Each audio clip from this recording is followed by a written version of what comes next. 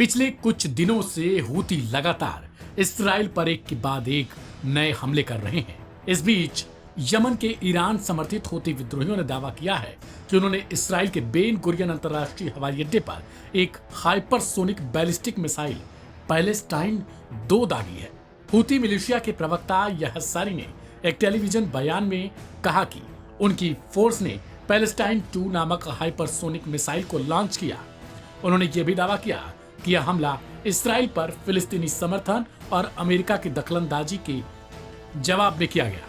Houthi प्रवक्ता का यह भी दावा है कि इस ऑपरेशन के चलते एक अमेरिकी सैन्य कार्गो विमान को बेन गुरियन एयरपोर्ट पर लैंड नहीं करने दिया गया। हालांकि इसराइल और अमेरिका की तरफ से इस हमले की अभी तक पुष्टि नहीं की गई। पैलेस्टाइन 2 को लेकर दावा है कि यह मिसाइल बेहद तेज गति से उड़ान भरती है, जिससे मौजूदा एयर डिफेंस सिस्टम के लिए उसे ट्रैक करना कठिन हो जाता है। यदि यह जानकारी सही होती है तो यह इसराइल की सुरक्षा प्रणाली के लिए एक नया स्ट्रैटेजिक चैलेंज है। यह हमला ऐसे समय में हुआ है जब पहले ही गजा में इस्राएली सेना और हमास के बीच लड़ाई जारी है।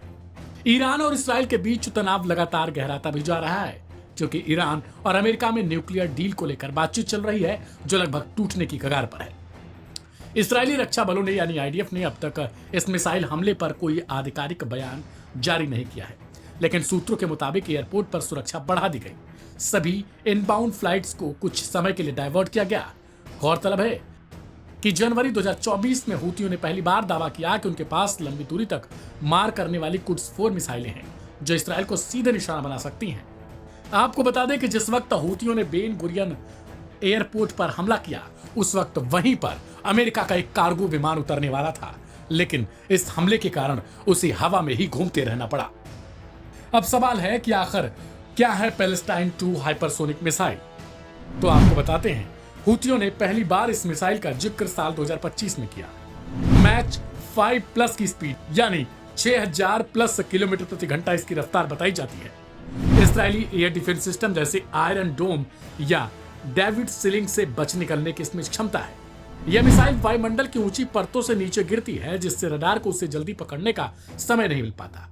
हाइपरसोनिक मिसाइलें अक्सर अपने रास्ते में तेजी से दिशा बदल सकती हैं, जिससे उन्हें इंटरसेप्ट करना और भी मुश्किल हो जाता है।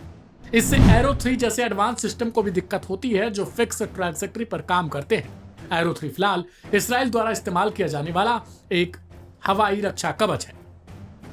विशेषज्ञों का मानना है कि यह मिसाइल ईरान द्वारा विकसित की गई तकनीक पर आधारित हो सकती है।